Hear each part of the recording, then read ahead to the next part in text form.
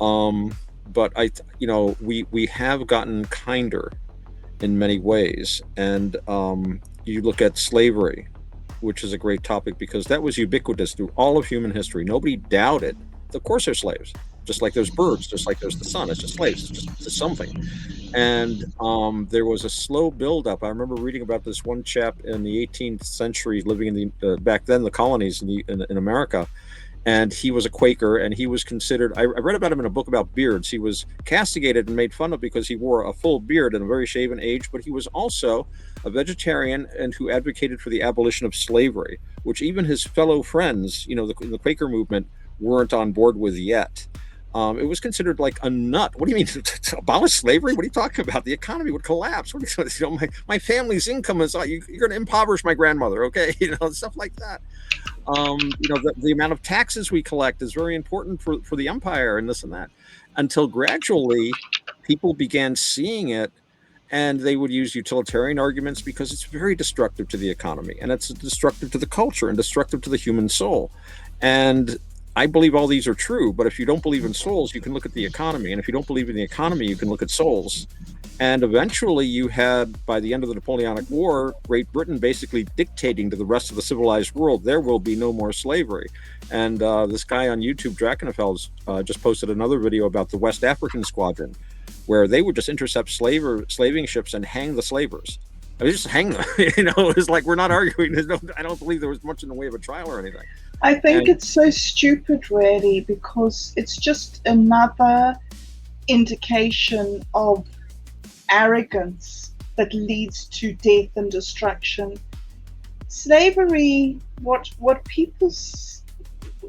the structure of society and slavery are two different things. People living in harmony with nature live in harmony with snakes and scorpions and vultures and dogs and chickens and rich people and poor people and mentally ill people and grossly disfigured people and mentally retarded people, and everybody looks after each other because we know that everybody has a place in the ecosystem. And so people work for each other at the level of competence that they can.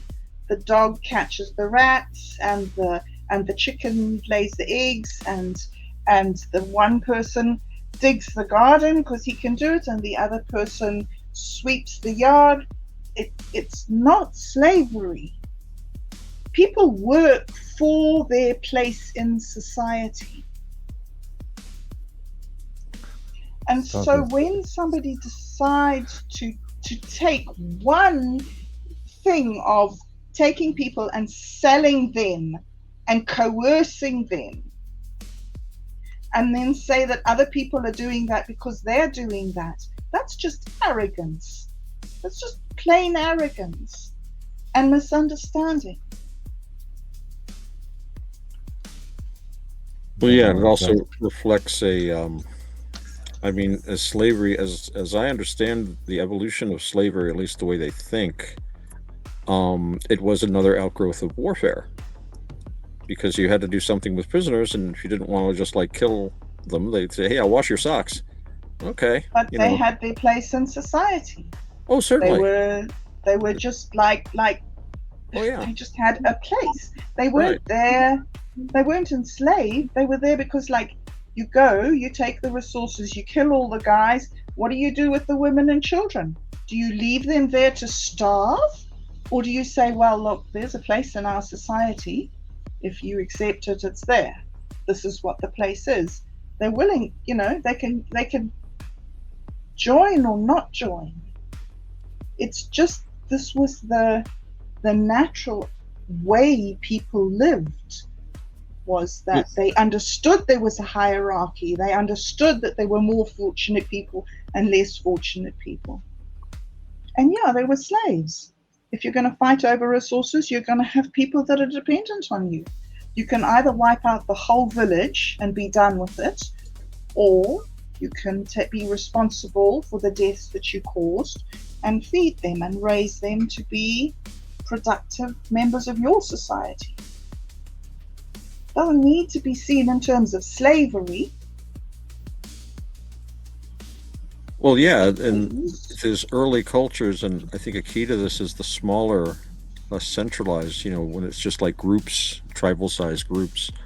Um, you don't have like warfare driven by ideology, and also when the economy changed, so that the Roman economy at one point, the way it was developed was to a certain extent dependent upon slavery, and of course it produced a very lopsided economy, um, where you would have huge agribusinesses just with nothing but slaves and maybe some foreign workers that you didn't have to pay as much, um, driving all of the small farmers out of business. They were forced into poverty. It created this incredible, what do they call that, a K-shaped economy, where the wealthy just got amazingly wealthy and the poor were just starving, literally.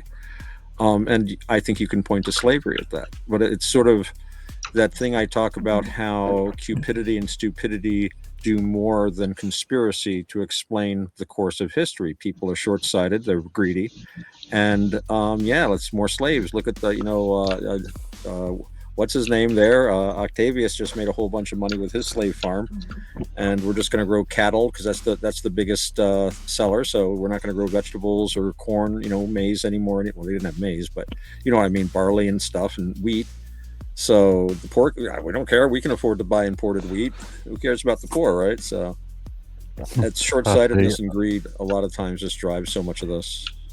Yeah, I've got to smile when you say stupidity, because I'm just thinking about what's just happened in the United Nations with the sort of within last week, actually, with their vote on attempting to force Britain into paying reparations to Africa and really.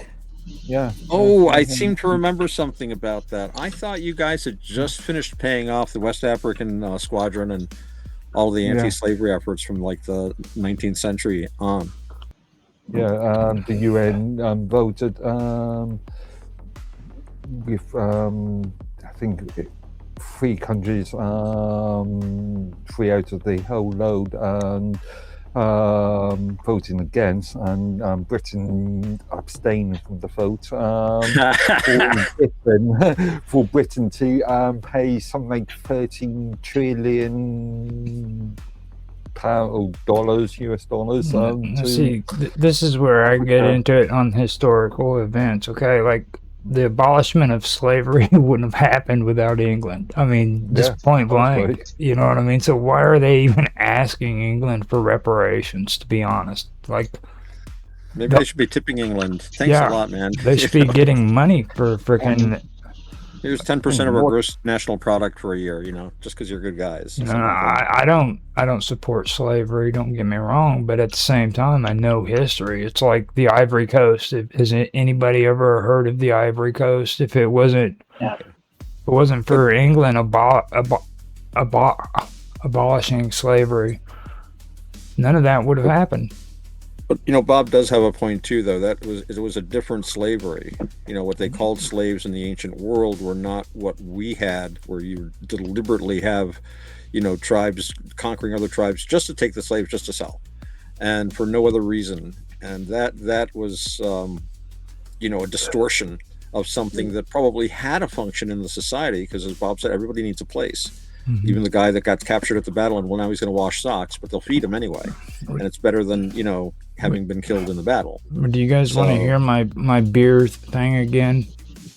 Beer thing? Yeah, it's like yes. Okay, now if you take a look historically, especially with the ancient world, and you look at when civilization started forming, you'll find that civilization started forming at the same time as the invention of beer. Okay.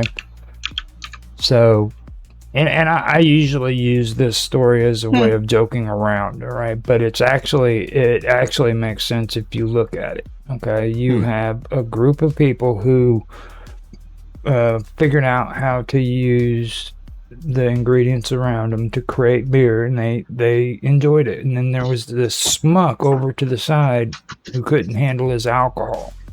Uh-huh. And they decided that this guy didn't need to be with the group, so we need to get rid of him. But there was one guy who was smart enough and said, hold on, he can't handle his booze, but he's constantly begging us to give him freaking beer. So what we do is we have him go out and do all of the hard work for us, and we give him beer for his reward. And you can see that being the beginnings of where all that started. And then eventually, as time went by, they started realizing that they could create actual slave parties for their groups that could go out and just, capture humans and make them into their slaves. Because that's how it actually first started. The demon alcohol. Ooh. But I mean, seriously, if you take a look at it, like, everybody likes to take pride in the fact that we have a civilized world, but how did the civilized world actually begin? Right. I personally believe that it had to do with beer, it had to do with prostitution, it had to do with all of these horrible things that religions and spirituality is against. You know what I mean? That's how it actually started, in my opinion. Well, not all religions at all times. Right. But yeah, there's always a morality. But there, alcoholic beverages are very important to a lot of worships, though, as well. But that would make sense from what you're saying, because the priesthood probably would have been the source of the control from the first place. You know how important it is for the Jewish community to have good wine? Oh yeah. Actually, Plutarch, the writer in the ancient world, they would sit around and try to figure out, what god is Jehovah cognate with? Because the Greeks and Romans, they always figured out all the gods were the same, and Zeus is they'd call, like, Odin was actually Mercury and shit like that. So excuse my language. They were trying to figure out, like, which classical god is Jehovah, and Plutarch thought Dionysus, because of the huge amount of wine that is consumed in the temple ceremonies.